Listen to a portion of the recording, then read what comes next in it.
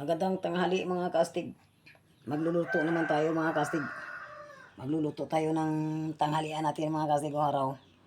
Ng talaba mga kastig na tinilang. At saka yung ano, ng miswa. Yan yung ano natin. Yung lagyan natin ng patula mga kastig o. Ayan. Sige na. Okay mga kastig, luto na tayo. Umpisa.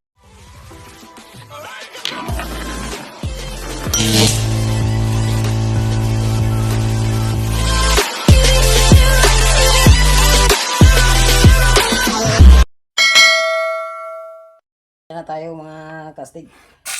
Ayan. Dali lang ito mga kastig magluto kayo.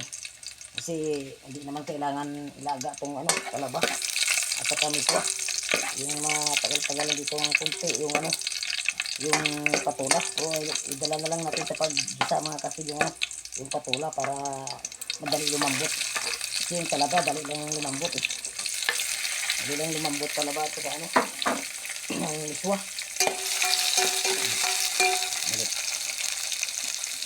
Dak.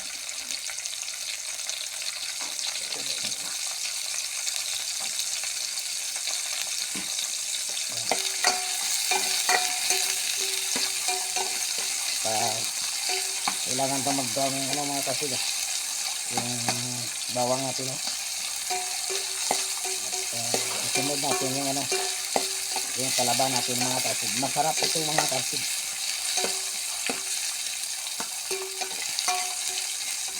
Magluluto kayo nito mga kasig pag mahalang ano karne at saka isda. Yan ang bilhin ng mga kasig. May ulam ka na, may sabaw pa.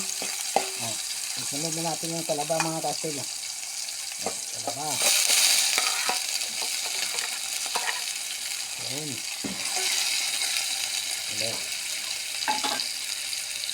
Lakasan muna natin ang apoy. At saka isunod na lang natin mga kasig yung patula.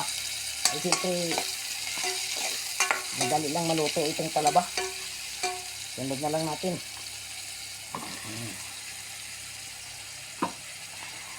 Ayan. Panghuli na lang yung ano yung miswa mga kasig. Saka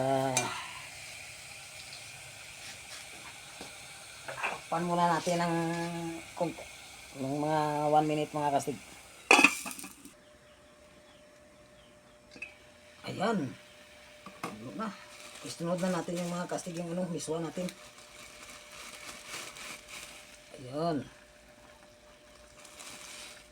Sarap sabaw ito mga kastig. Okay. Ganun lang mga kastig. May ulam na tayo. May sabaw ka na. Ayan.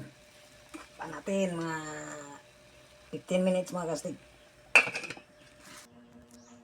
Ayan, luto na mga kastig ang ulam natin sa tanghalian.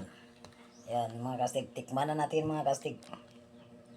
May patula at saka talaba mga kastig at saka miswa. Ayan o, tikman natin o.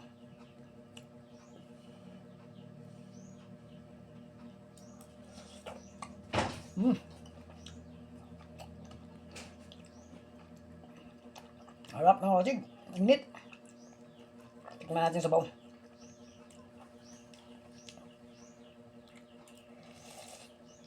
Wow, the best mga kastig. Thank you for watching mga kastig.